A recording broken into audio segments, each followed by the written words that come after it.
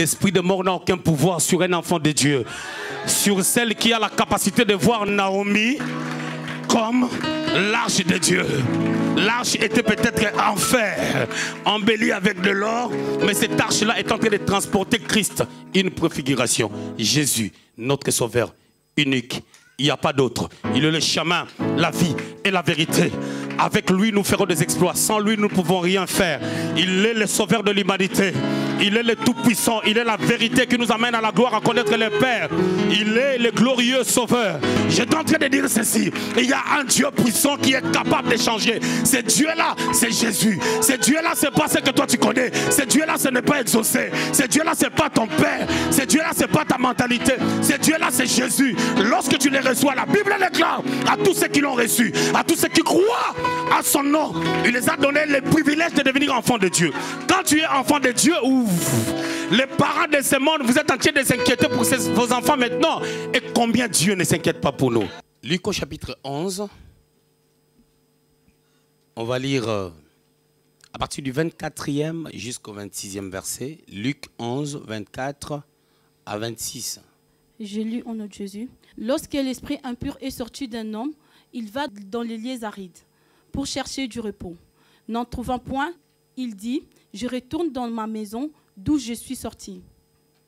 Et quand il arrive, il la trouve balayée et ornée. Alors il s'en va et il prend cet autre esprit plus méchant que lui. Il entre dans la maison, s'y établit et la dernière condition de cet homme est pire que la première. Genèse au chapitre 6, on va lire à partir du 1er jusqu'au 3e verset. Lorsque les hommes eurent commencé à se multiplier sur la face de la terre et que des filles leur firent naître, les fils de Dieu virent que les filles des hommes étaient belles. Et ils en prirent pour femmes parmi toutes celles qui choisirent. Alors l'Éternel dit, mon esprit ne restera pas à toujours dans l'homme, car l'homme n'est que chair, et ses jours seront de 120 ans. Amen. J'étais en train d'introduire la deuxième partie de notre enseignement concernant la mission du Seigneur. On avait lu dans Luc au chapitre 4, au verset 18, comment est-ce que la mission du Seigneur, on l'a répartie en 3 dimensions. C'est-à-dire, premièrement, la Bible déclare, l'Esprit du Seigneur est sur moi. Il m'a oint pour annoncer la bonne nouvelle aux pauvres. Ça, c'est la première des choses. La deuxième des choses, on avait dit que c'était un aspect qui touchait la délivrance. Et bien entendu, parlant de la délivrance, j'irai en 4 étapes. Parce que lorsque nous lisons Luc 4, 18, vous allez remarquer qu'il y a 3 choses. On dit, l'Esprit du Seigneur est sur moi parce qu'il m'a oint pour annoncer une bonne nouvelle aux pauvres. Ça, c'est la première partie qu'on avait dit. La deuxième partie se subdivise en 4 groupes, ou en 4 parties encore. Il m'a envoyé pour guérir ceux qui ont le cœur brisé, premièrement, pour proclamer aux captifs la délivrance, troisièmement, aux aveugles les recouvrements de la vue, et dernièrement, ou quatrièmement, pour envoyer libres les opprimés. Alors, les 4 choses qu'on vient de lire, on avait dit que ça touchait l'aspect de la délivrance. Je crois, si Dieu le permet, je vais les aborder une par une. Mais là, nous sommes en train, c'est comme si on a commencé par le deuxième point plutôt que le premier point. Parce que le premier point, c'est guérir ceux qui ont le cœur brisé. Mais moi, j'ai commencé par la proclamation de la délivrance. Et si Dieu le permet, je reviendrai sur le cœur brisé. Et puis, je parlerai du recouvrement de vue aux aveugles. Et troisièmement, je parlerai de le fait de rendre libres les opprimés. Le dernier point, ou le troisième point par rapport à la mission du Seigneur, c'est la publication de l'année des grâces du Seigneur, c'est-à-dire les temps de la grâce, les temps où nous sommes en train de vivre. Et la fois passée, on avait déjà commencé à introduire notre pensée concernant la délivrance. On a expliqué c'est quoi la délivrance. On avait pris juste l'aspect des Colossiens, chapitre 1er, au 13e verset. La Bible déclare que le Seigneur nous a transportés du royaume des ténèbres à son admirable royaume de lumière. C'est-à-dire, on avait dit que la délivrance, c'est le fait de passer de l'autre côté, changer des camps, ne plus être captif, ne plus être dépendant d'une autre personne, ne plus être dépendant des esprits mauvais ou, en gros, du diable. Et lorsqu'on est transporté vers le royaume de Dieu, dans la lumière de Dieu, nous vivons dans la gloire de Dieu parce que nous sommes sous la main puissante de Dieu. Et on avait expliqué aussi que dans 2 Corinthiens, au chapitre 5, verset 17, la Bible déclare, si quelqu'un est en Christ, il est devenu une nouvelle créature. Les choses anciennes sont passées, voici toutes choses sont devenues nouvelles. On avait dit que c'est un travail qui s'est fait spirituellement, c'est une naissance spirituelle. Il y avait une conversation entre Jésus et Nicodème. Nicodème était un pharisien, parmi les docteurs de la loi. Il est venu en coulisses la nuit pour voir les seigneurs. Il pose certaines questions au Seigneur concernant la nouvelle naissance. Et les seigneurs étaient étonnés du fait que Nicodème était docteur de la loi, mais il ne connaissait pas la valeur de la nouvelle naissance. Dans Jean au chapitre 3. Et qu'est-ce qui s'est passé? Jésus lui dit, dans Jean 3 au chapitre 8, il lui dit que quelqu'un qui est né de nouveau est comme un vent. On ne sait d'où il vient et où il va. Juste parce que les vents, on ne peut pas savoir d'où le vent vient et là où le vent va. C'est-à-dire quelqu'un qui est né de nouveau, c'est une personne en réalité que l'ennemi ne peut plus maîtriser ni comprendre parce qu'il a changé son adresse. On avait dit que si quelqu'un est en Christ, il est une nouvelle créature. C'est-à-dire être en Christ, c'est une demeure, c'est une position, c'est une adresse et c'est un privilège d'être en Christ. Et la Bible dit très bien dans Jean au chapitre 1er que tous ceux qui l'ont reçu, tous ceux qui croient à son nom, ces gens-là sont devenus enfants de Dieu. Ils ont eu les privilèges, l'opportunité, la grâce de devenir enfants de Dieu. Et avant la croix, avant que Jésus meure à la croix, personne n'était enfant de Dieu. Raison pour laquelle quand vous lisez la parole de Dieu, dans Luc au chapitre 9, vous allez remarquer que le Seigneur donne la force et le pouvoir aux disciples d'aller chasser des démons. La force qu'il leur donne, ce n'est pas la même force qui était, la puissance qui était descendue le jour de la Pentecôte. Il leur affecte de potentiel pour aller accomplir la mission. C'est comme s'il les préparait à des choses à venir. Et dans Jean 20, verset 22, c'est là où les disciples ont été nés de nouveau. La Bible dit, Jésus soufflant en eux. En bon français, on ne dit pas soufflant, on souffle pas en quelqu'un, on souffle sur quelqu'un. Mais sauf que la pensée, c'est quoi? Quand il a soufflé en eux, si on peut utiliser le langage de la Bible, ils ont reçu l'esprit de vie parce que la croix venait de passer. Et après la croix, tous ceux qui ont cru au Seigneur sont devenus enfants de Dieu. C'est-à-dire Pierre, Jean, Jacques et les autres, même ceux-là qui ont mangé le pain, les femmes qui accompagnaient le Seigneur dans son ministère, avant la croix, ils n'étaient pas nés de nouveau. Il suffisait maintenant de croire pour devenir enfants de Dieu. Alors on avait dit ceci, on avait dit que lorsqu'on est enfant de Dieu, en réalité, on reçoit, c'est-à-dire on est transporté, on change de camp. On quitte le royaume des ténèbres vers le royaume de lumière. Mais cette action se passe dans notre esprit. Et par ricochet, on peut dire que celui qui est né de nouveau ne peut pas être possédé dans son esprit. Mais attention, au niveau de son âme, c'est là où il y a les problèmes. Et on avait dit que l'âme, c'est là où nous trouvons les sentiments, les émotions, et c'est là où nous trouvons aussi la pensée. On avait dit que dans la pensée de l'homme, il y a encore deux compartiments. Il y a les imaginations et il y a le passé. Les passés cherchent à rattraper les gens. Et la plupart des soucis, la plupart des blessures, la plupart des problèmes que nous avons, ce sont des problèmes d'hier. Ce sont des problèmes du passé qui nous rattrapent dans le présent. Et ça nous tire vers le bas. Et à ce niveau, nous parlons de la pensée. C'est-à-dire la pensée t'amène vers le passé ou soit t'amène vers le futur en imaginant les choses. Bien entendu, l'imagination n'est pas forcément mauvaise parce qu'on peut imaginer des belles choses. Pour mettre même la foi, tu dois imaginer. La Bible dit dans Hébreux au chapitre 11, au verset 1er, « Or la foi est une ferme assurance des choses qu'on espère », c'est-à-dire en d'autres termes, des choses qu'on imagine avoir. Et lorsqu'on le veut selon les normes de Dieu, notre imagination deviendra une réalité. On peut palper ces choses lorsqu'on démontre sa foi, parce que la foi a deux phases. Il y a une phase de commencer à imaginer qui nous amène à croire, et puis il y a la démonstration de la foi, mettre la foi en action. C'est ce que James dit, que la foi sans les œuvres, c'est une foi morte. Alors, maintenant, parlant des esprits mauvais, on a dit que les esprits mauvais, les démons, on avait pris les textes de Marc au chapitre 5, 1 à 15. On avait pris aussi un texte d'une femme qui était bossue, je crois. Courbée ou bossue. Voilà. Et on a vu comment est-ce que ces personnes, cette femme était possédée dans son corps. On avait dit que la possession atteint 3 dimensions. L'esprit, l'âme et le corps. Mais par contre, un chrétien né de nouveau ne peut plus être possédé dans son esprit. Pourquoi? Parce que dans son esprit, c'est le Saint-Esprit qui demeure. Mais au niveau de l'âme, il y a des problèmes parce que l'homme peut ouvrir la porte de son cœur d'une manière ou d'une autre.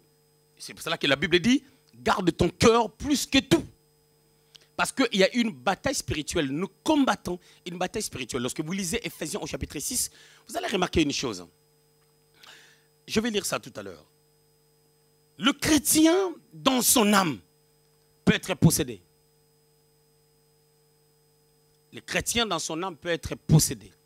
Il y a une nette différence entre la possession de l'esprit et la possession de l'âme. Quand on est possédé dans son esprit, c'est l'exemple de Marc au chapitre 5. C'est-à-dire le diable, le démon s'est fait maître de toi. Il possède. L'esprit, c'est la partie la plus importante de l'homme. Pourquoi?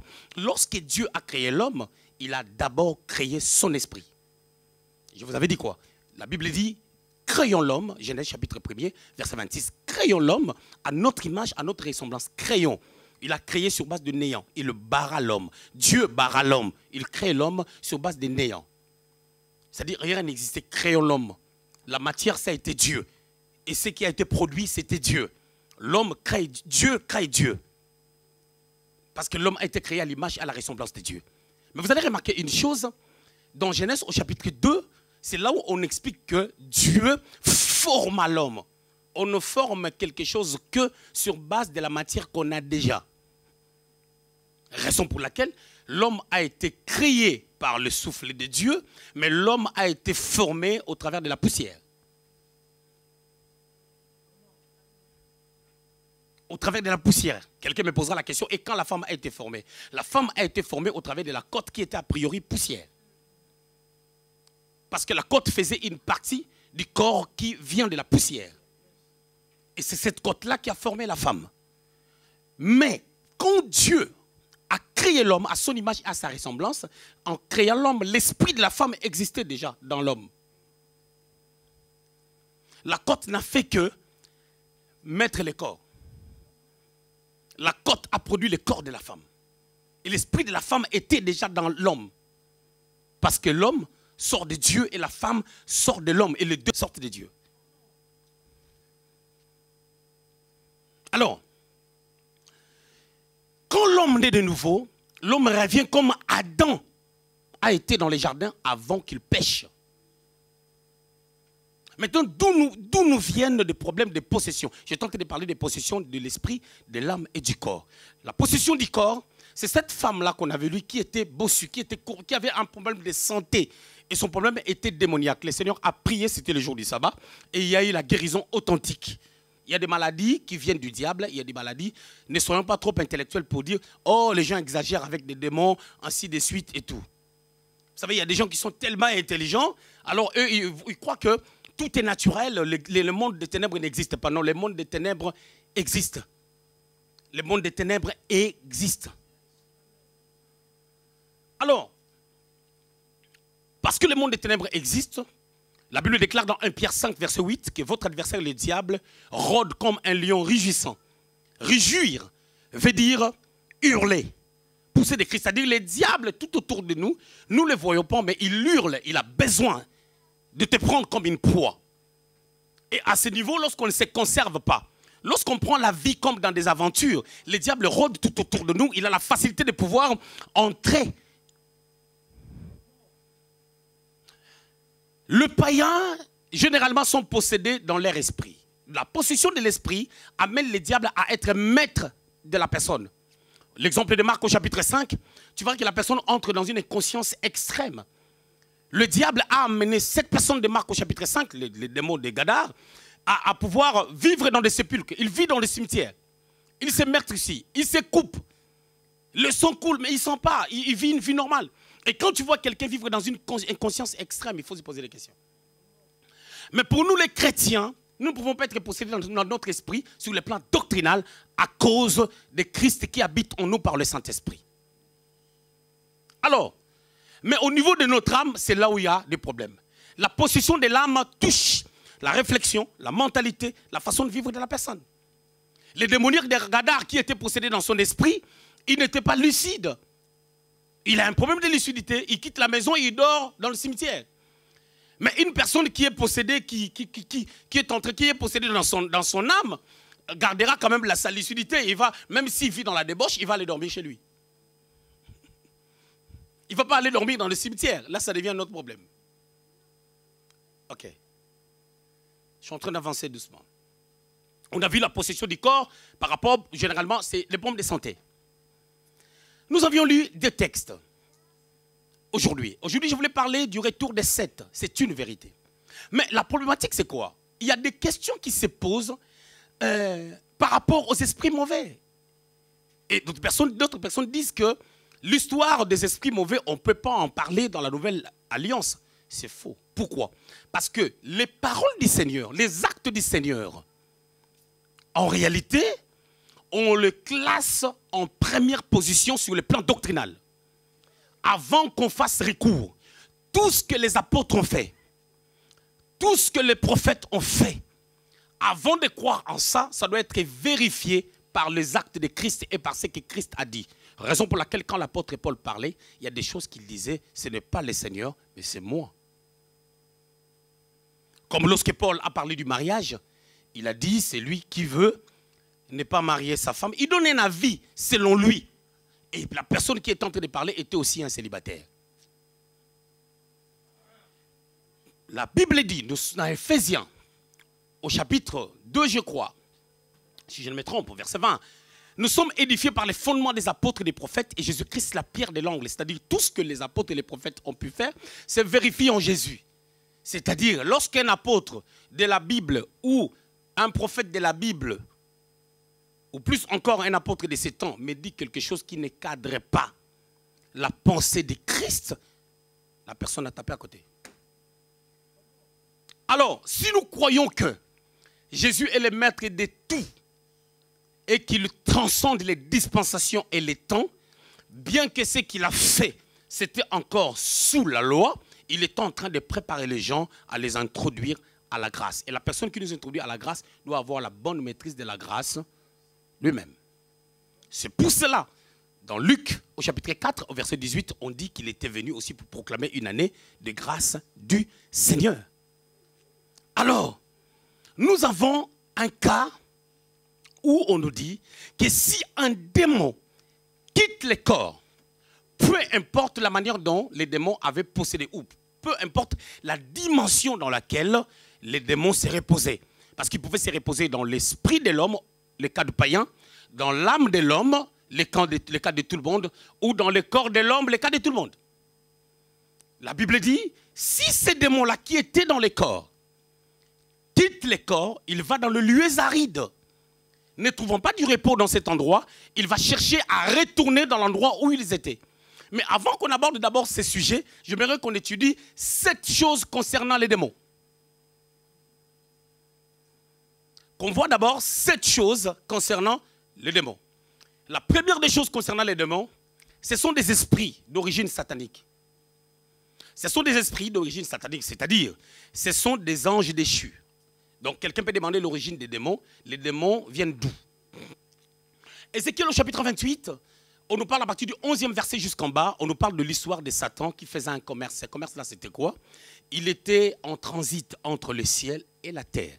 Il y avait une montagne, okay, qu'on a appelée dans Ézéchiel au chapitre 28, on a appelé ça un jardin. Ce n'était pas un jardin végétal, mais c'était un jardin minéral. C'est là où on parle de pierres intercellentes du genre oxyne, des pierres précieuses qui étaient dans cet endroit. Et le diable descendait avec un groupe des anges pour adorer. Et il retournait auprès de Dieu pour faire les rapports. Non pas parce que Dieu n'a pas la capacité de voir ce qui s'est fait en bas. Dans les principes de Dieu, c'est comme ça. Alors, Le diable, il avait un groupe des anges avec lui. Lorsqu'il a désobéi, il est parti avec le tiers des anges qui étaient avec lui. Il est parti avec eux. Et ces anges-là, déchus, sont devenus des démons. On va les voir dans Genèse au chapitre 6. Alors, les démons sont d'origine satanique. Et ce sont des anges déçus. Souvenez-vous, le diable s'appelait autrefois Lucifer. Il était un chérubin protecteur, selon Ézéchiel au chapitre 28. Il était un archange de haut rang. Dans la nomenclature divine, Dieu a fait en sorte que chaque ange n'ait pas la même classification. C'est-à-dire, il y avait des anges assez spéciaux et chaque ange a sa fonction, a ses fonctions au ciel qui diffèrent de l'autre. Vous allez remarquer que lorsque Adam et Ève, dans Genèse au chapitre 3, ont été virés du jardin, qu'est-ce que Dieu a fait? Il a mis des chérubins. Des chérubins, ils sont là pour la protection. Ils étaient là pour la protection du jardin. Et l'homme et la femme ne pouvaient plus retourner dans le jardin parce que les chérubins étaient là. C'était leur rôle. Mais lorsque vous lisez les livres de Daniel, au chapitre 9, au chapitre 10, vous allez remarquer que Daniel était en prière et on devait lui rapporter un message. Et ce message-là qui lui a rapporté ça, c'était l'ange Gabriel. Et Gabriel, lui, il n'était que le messager. Il dit, dans Luc au chapitre 1er, il dit à Zacharie, le père de Jean-Baptiste, que je suis Gabriel, je me tiens devant Dieu. Quand je me tiens devant Dieu, le rôle de Gabriel, c'est de se tenir devant Dieu afin d'entendre ce que Dieu dit pour transmettre aux gens. Mais par contre, Gabriel, maintenant, il nous rapporte plus de messages. Pourquoi? Parce qu'après que Dieu ait parlé à l'humanité d'une manière ou d'une autre, et maintenant, au jour d'aujourd'hui, il nous parle par le Fils. Hébreux, chapitre 1, verset 1. Il nous parle maintenant par le Fils. Il nous parle par Jésus. Quelqu'un va dire, oh non, par le Saint-Esprit. Non, Hébreu dit par Jésus. Mais qu'est-ce qui s'est passé? Quand Jésus est venu, il a dit, moi je pars, je ne vous laisse pas orphelin. Je vous enverrai une personne de la même nature que moi. C'est le terme qu'on utilise, le parakletos, le paraclet. Jean chapitre 14, verset 26. Lorsque le Saint-Esprit, le consolateur, le paraclétos viendra, il vous enseignera toutes choses et il vous amènera dans toute la vérité. Raison pour laquelle, quand on dit le Seigneur habite en nous, le Seigneur est au ciel. Celui qui habite en nous, c'est le Saint-Esprit, mais au nom de Jésus. Donc Christ est en nous par ricochet du Saint-Esprit. Alors, je disais ceci. Vous remarquerez Michael, une autre race d'anges. Michael, on peut le voir dans Jude. Jude n'a pas de chapitre, ça n'a qu'un seul chapitre. Tu peux dire Jude 9 ou Jude chapitre 1er, verset 9. On voit Michael se battre avec le royaume de Satan pour récupérer les corps de Moïse. Le rôle de Michael, c'est un battant. Il a la nature de se manifester dans la dimension où Dieu s'est manifesté comme l'Éternel des armées. C'était l'armée de Michael qui jouait ce rôle-là. Et le diable Lucifer, qui était aussi un archange supérieur, lui, son rôle, c'était l'adoration. Il détenait l'adoration. Et comme il a été viré, c'est Christ qui est au centre de l'adoration. Et toutes les personnes qui ont servi Dieu avant Christ, touchant l'aspect de l'adoration, ils ont compris ces mystères-là. C'est comme si ils ont touché la dimension christique pour comprendre le cœur de Dieu. C'est que Dieu voulait, parce que Dieu aime l'adoration. Ce n'est pas mon sujet. Je reviens dans ce que je disais. Deuxième point. Les démons sont intelligents. Deuxième point, on est en train de parler de 7 choses à connaître concernant les démons. Les démons, ils ont l'intelligence. L'intelligence que les chrétiens manquent des fois. Comment ils sont intelligents? Matthieu au chapitre 2. La Bible déclare les mages ont quitté la Mésopotamie pour venir, ils ont quitté l'Orient, pour venir adorer le Fils de Dieu. Hérode ne savait pas que le Fils de Dieu était déjà né. Et Hérode, c'est la typification même du diable. Lorsqu'il a entendu, regarde son intelligence, il dit, allez prendre des informations et ramenez-les-moi. Mais il ne leur dit pas ce qu'il est en train de préconiser. Que si on les ramène les informations concernant l'endroit où l'enfant est né, on va aller le tuer. Et comme les mages ont été avertis par le Saint-Esprit, ils ont pris un autre chemin. Hérode, qu'est-ce qu'il a fait? Il a fait un massacre général. une intelligence, mais cette intelligence-là, ce n'est pas pour faire le bien, c'est pour faire le mal. J'en passe. Troisième point. Les démons peuvent, nous ne parlons pas de ça pour faire l'éloge du diable. Ce sont des choses que tu dois connaître. Vous connaîtrez la vérité et la vérité vous rendra libre. Troisième point. Ils peuvent parler, entendre et sentir. Marc au chapitre 5, versets 1 à 15. On parle de l'histoire des Gadaréniens. Ces démoniaques des Gadars. Qu'est-ce qui s'est passé? Il rencontre le Seigneur. Il dit, qu'y a-t-il entre toi et nous? Jésus, fils de Dieu. Donc il parle. Ce n'était pas cet homme qui est en train de parler. Ce monsieur, je ne sais pas s'il s'appelait qui. On l'appelle aujourd'hui démoniaque à cause de son état. Mais c'est les démons qui parlaient en lui. Les démons parlent. Mais sauf que quand ils parlent, ils ne disent pas la vérité. Ce sont des menteurs. Parce que leur père, c'est le diable qui est le père des mensonges. Ils peuvent parler, ils peuvent sentir. Lorsque les seigneurs s'approchaient, ils ont dit, les démons ont commencé à parler. Qu'y a-t-il entre toi et nous? Ils ont senti la présence. Parce qu'ils ont senti la présence, ils ont parlé. Et quand les seigneurs les a parlé, ils ont aussi entendu. Parce que quand les seigneurs les a posé la question, quel est ton nom? Il a répondu parce qu'il a entendu. Ils entendent, ils parlent et ils sentent des choses. Les diables sentent des fois que quelque chose de bien va arriver. Ils sentent que quelque chose de glorieux va arriver et ils commencent à t'attaquer, le multiplie de combats. Et beaucoup de personnes dans les églises, lorsque Dieu veut le visiter, lorsque quelque chose veut leur arriver, c'est là où les combats deviennent rudes, c'est là où les combats deviennent forts. C'est là où les gens s'écartent de la volonté de Dieu. Parce que le diable les attaque parce qu'il sait qu'il y a quelque chose qui est en train d'arriver. Mais les chrétiens, ils manquent d'intelligence, ils n'arrivent pas à discerner les temps. Quand David s'approchait de sa royauté, dans 1 Samuel au chapitre 27, il est parti s'allier aux Philistins pour combattre contre Israël. C'est lors de cette bataille-là que Saül et Jonathan sont décédés. Peut-être que David pouvait tuer Jonathan dans cette bataille-là. Or, Jonathan, c'est lui qui lui a transféré la royauté. Les chrétiens, nous manquons beaucoup d'intelligence parce qu'on n'arrive pas à saisir les temps, à discerner les temps. On agit toujours selon nos penchants, selon ce qui nous fait mal. Je continue. Quatrième point. Les démons trouvent leur repos dans les corps. Ils trouvent leur repos dans les corps. Luc au chapitre 11, 24 à 25, les textes qu'on vient de lire. On a dit que lorsqu'un esprit mauvais quitte le corps, il va dans le lieu aride. Le lieu aride, c'est là où il n'y a pas de vie. Donc c'est-à-dire les esprits errent. Mais comme ce sont des esprits, nous devons reconnaître que les diables, ce sont des esprits. Mais quand ils ne trouvent pas du repos, ils ne peuvent pas trouver du repos là où il n'y a pas un corps. Parce que l'esprit doit vivre dans un corps. Même nous les hommes, nous sommes des esprits qui habitent dans un corps et nous possédons une âme. Mais nous sommes les esprits de Dieu. Les esprits qui sont sortis de Dieu, qui sont venus de Dieu, qui ont été créés par Dieu. Et eux aussi, ce sont des esprits formatés par le diable qui a désobéi à son créateur Dieu. Alors il a pris les restes des anges, c'est-à-dire un tiers des anges qui étaient avec lui. Il les a introduits dans sa vision et raison pour laquelle ils détruisent. Et comme ce sont des esprits, ils cherchent des corps. Et quand je parle des corps, ce n'est pas seulement les corps des humains. Ils prennent aussi des corps des animaux. Marc chapitre 5, dans l'histoire de démoniaque des Gadars. Les démons ont demandé, jette-nous dans le pourceau.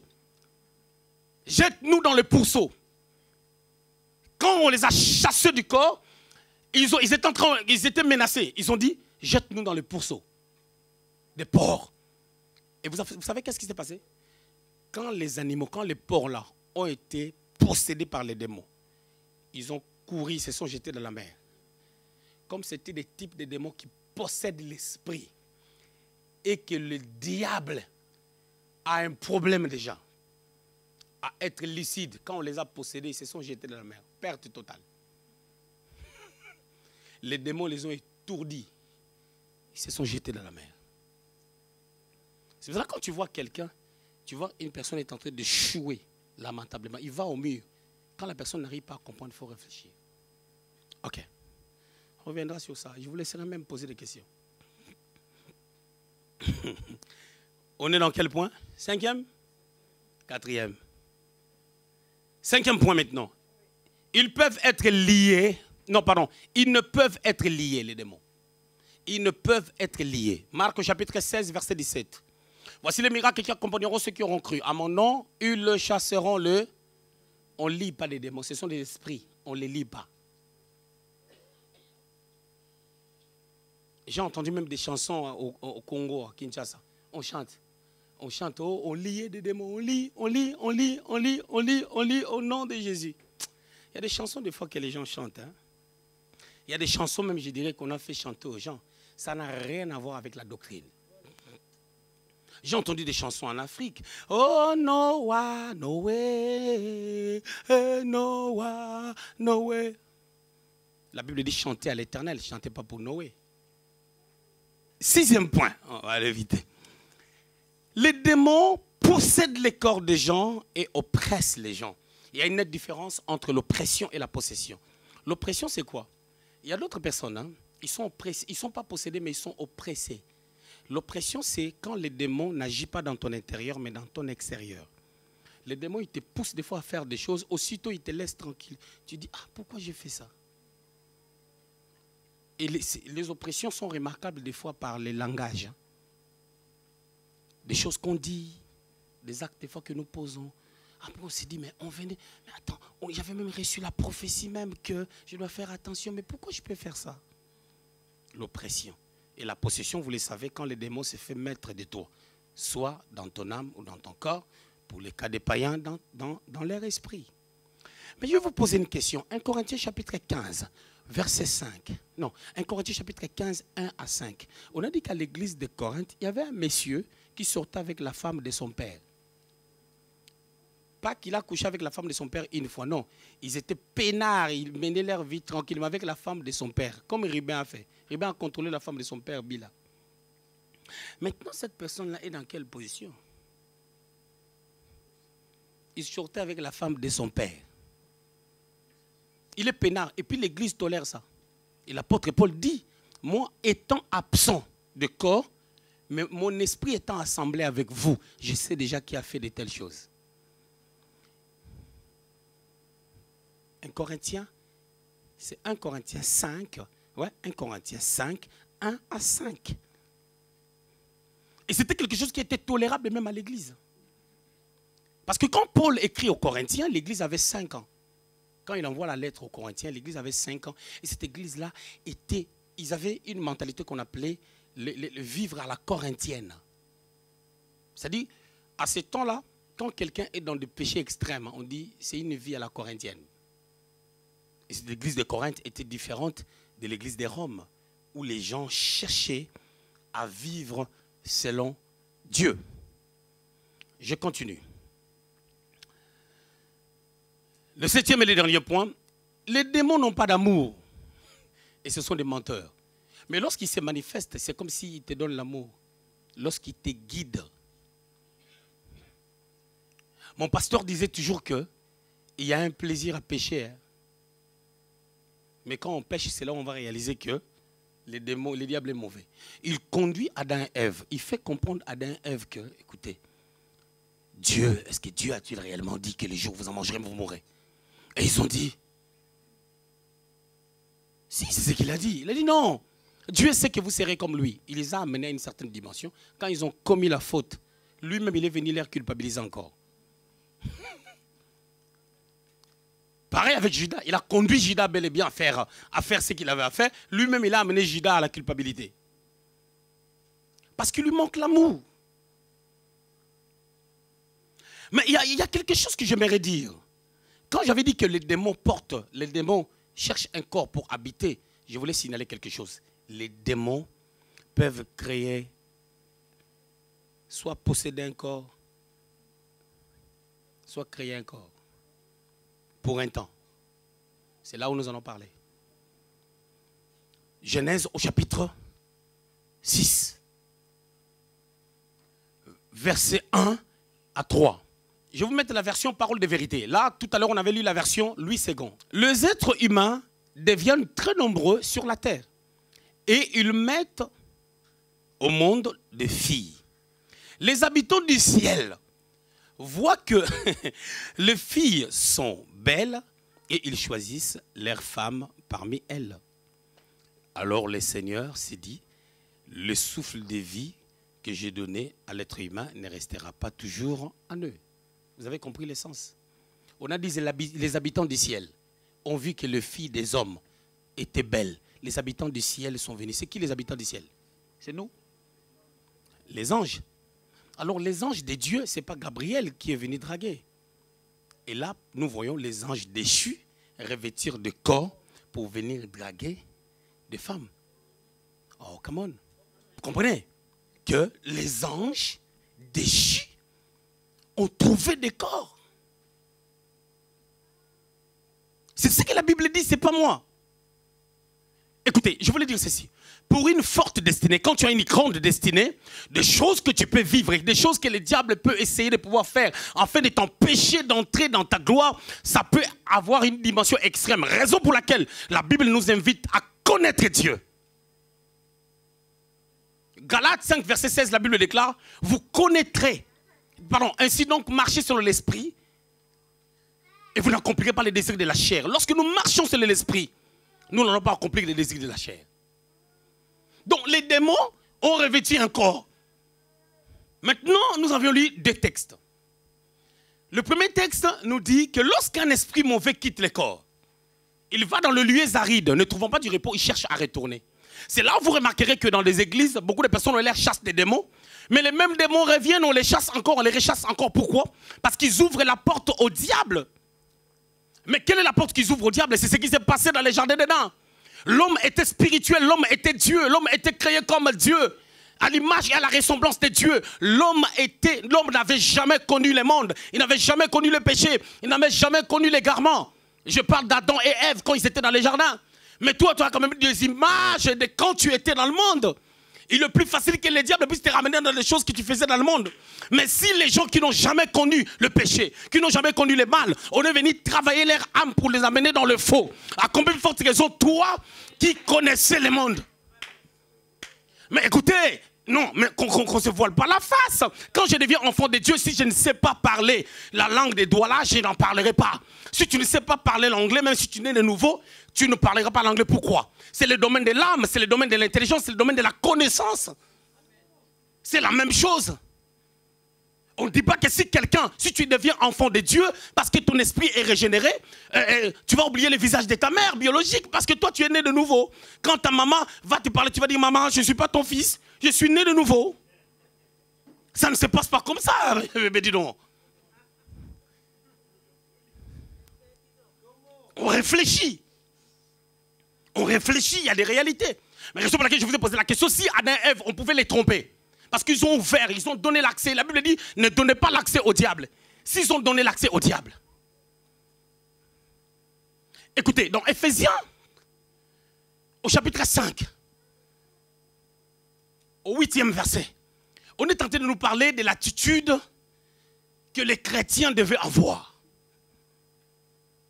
Et dans Galates, au chapitre 5, 19 à 21, on nous cite une liste des choses qu'il ne faut pas faire de peur à ne pas hériter le royaume des cieux. Et quand Paul parle, il ne parle pas aux païens, il parle aux chrétiens.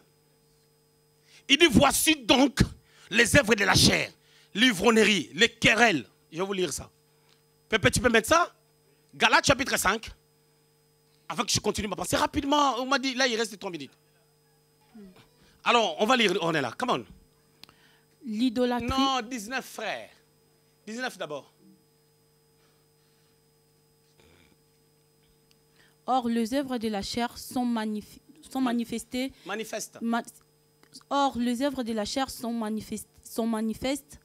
Ce sont les impudicités, l'impureté, la l'idolâtrie, la magie, les inimitiés, le querelle, les jalousies, les animosités, les disputes, les divisions, les sectes, l'envie, l'ivrognerie, les excès de table et les choses semblables. Ok. Vous avez vu? Regardez la suite maintenant. Je vous dis d'avance, comme je l'ai déjà dit, que ceux qui commettent de telles choses n'hériteront point le royaume de Dieu. On a parlé même des querelles. Des querelles que vous avez entre vous les chrétiens. Des querelles. On a dit les gens qui sont dans des querelles n'hériteront pas le royaume des cieux. C'est dangereux. Hein? Mais on parle à qui? On parle aux chrétiens, non? Mais pour que quelqu'un demeure dans ces choses, Paul est en train de parler aux chrétiens. Mais pour que les gens demeurent dans ces choses, ils ont quelle vie? qui les pousse, c'est le Saint-Esprit. Ces choses, on ne les voit pas dans les églises. Alors les messieurs là, de 1 Corinthiens chapitre 5, 1 à 5, qui étaient chrétiens à l'église, qui sortaient avec la femme de son père, il était né de nouveau ou pas? Pour naître de nouveau, c'est facile. Romains chapitre 10, verset 9. C'est en croyant du cœur et en confessant de sa bouche le Seigneur Jésus, on parvient au salut. Raison pour laquelle d'autres personnes en ont fait 150 fois. Il y a eu des gens qui sont ici, qui ont fait ça 12 fois. Ils ont reçu Jésus de part et d'autre. Ils retombent, ils reviennent encore recevoir Jésus. C'est simple pour recevoir Jésus. Mais le problème, ce n'est pas de recevoir Jésus. Le problème, c'est de demeurer maintenant en Christ, de marcher avec lui, de marcher selon lui. Alors, ces choses qu'on vient de citer, ça ouvre des portes. Tu vois ces choses-là qu'on vient de citer dans Galates au chapitre 5, versets 19 à 21, ouvrent des portes au diable. L'ivrognerie, excès de table, des querelles, les animosités, toutes ces choses-là. Ça ouvre des portes à l'ennemi. Qu'est-ce que le diable fait? Le diable vient s'accaparer des âmes des gens. C'est pour ça que vous voyez des actions de la délivrance être continuelles dans les églises. Ça ne devait pas être comme ça. Pourquoi? Parce que nous avions reçu le Saint-Esprit, nous avions reçu Jésus, et nous ne pouvons plus avoir des contacts ou la collaboration avec le diable. Mais c'est notre attitude qui ouvre des portes à l'ennemi. Bien-aimé dans le Seigneur, la puissance de Christ est là, mais sauf que la puissance là n'agit pas parce que les gens ne connaissent pas la valeur de cette puissance. Le même Jésus là, qui pouvait amener Pierre à devenir le grand apôtre, c'est le même Jésus. Lorsqu'il a commencé à apparaître, Thomas a douté qu'il était ressuscité. Les disciples d'Emmaüs, dans Luc au chapitre 24, ils étaient en train de parler de Jésus à Jésus à cause de l'incrédulité. À cause de l'incrédulité. Il était avec des disciples, Judas l'a livré. C'est-à-dire pour Judas, c'était un homme comme tout le monde que je le livre. Parce que si Judas reconnaissait Jésus comme le Fils de Dieu, comme le Dieu vivant, comme l'empreinte de la personne de Dieu, il n'allait pas le livrer.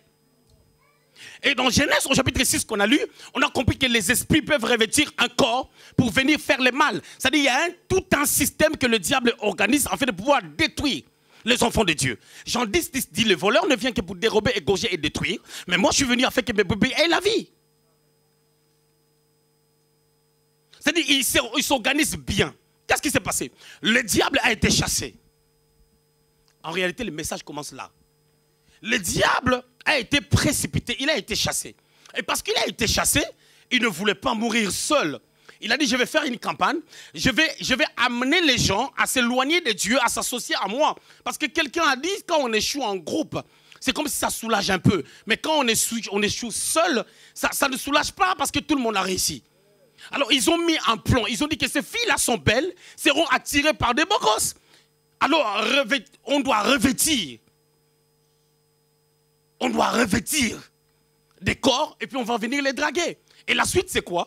Cette génération-là, ils ont eu des enfants, des personnes qui étaient fameuses, des personnes, ils étaient comme des monstres. Il y a eu des géants, il y a eu des personnes qui pouvaient faire la taille des Goliaths.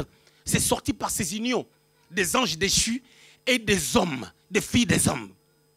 Et c'est cette génération-là qui a amené la sodomie, qui a amené le péché à son comble. Et c'est par là que Dieu appelle Noé. Genèse chapitre 6, verset 8, la Bible dit, mais Noé trouva grâce aux yeux de l'Éternel. C'est-à-dire, dans cette génération, le verset là, on doit l'étudier bien. Quand on dit Noé trouva grâce à l'Éternel, c'est parce que Dieu l'a trouvé disposé. La grâce est là, mais il faut que la grâce trouve un vase qui se régénère, qui se renouvelle.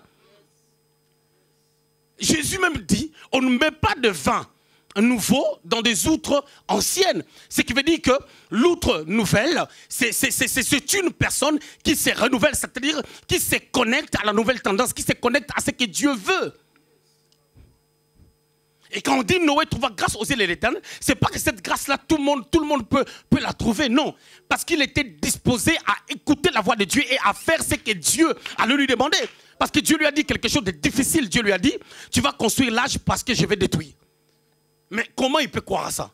C'est comme si on disait à Sandra, je ne sais pas, ou à Emmanuel, que le monde ne va plus exister. Emmanuel, tu dois construire l'arche. Mais il ne croira pas. Mais Noé a cru.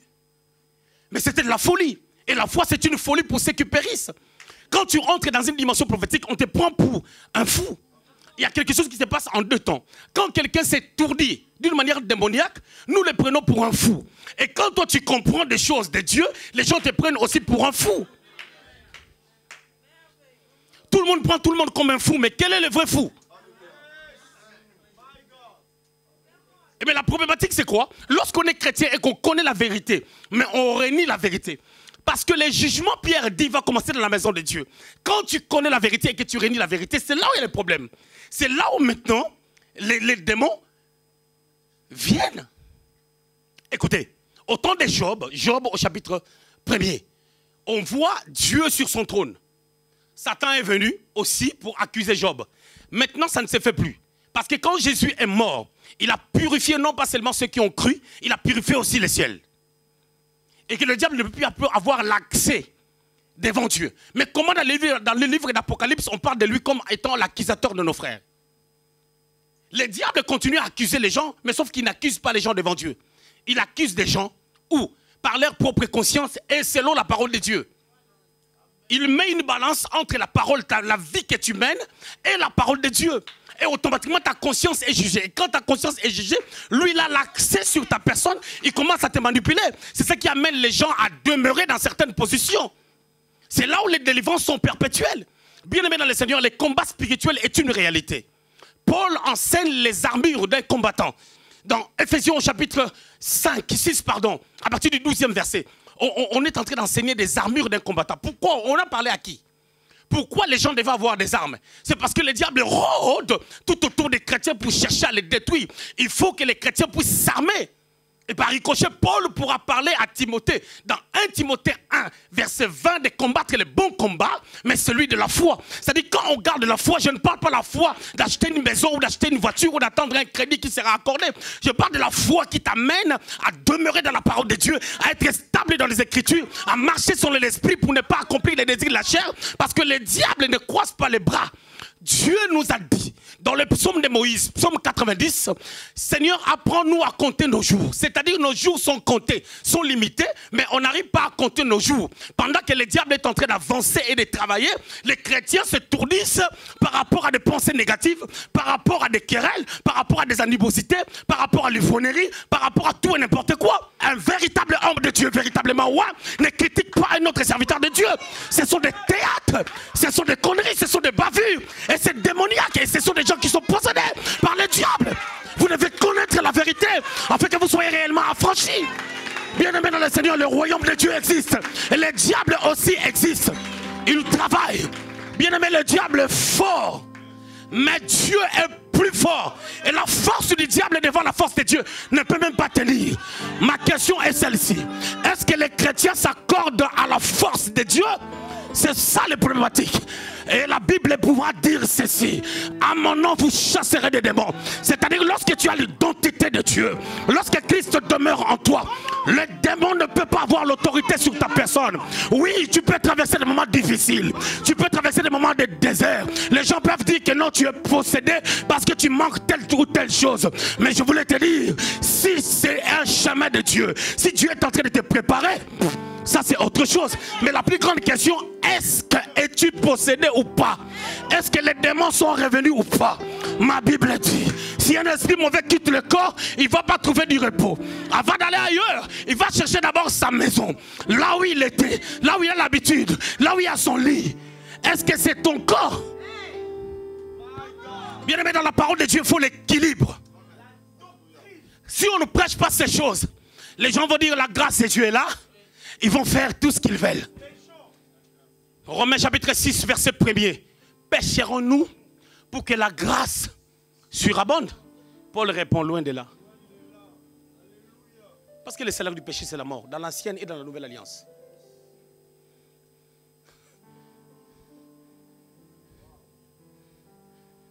Un monsieur comme moi, je ne peux pas perdre mon temps à regarder n'importe quoi et à parler de n'importe quoi. C'est question de savoir qui tu es. Étant chrétien, tu es qui? Les aventuriers qui font des choses sur Internet, les jours qu'ils ne vont plus avoir de vues, ils vont arrêter. Qui leur donne des vues? Ce sont des chrétiens qui n'ont pas de travail. Alors il faut aller chercher le travail.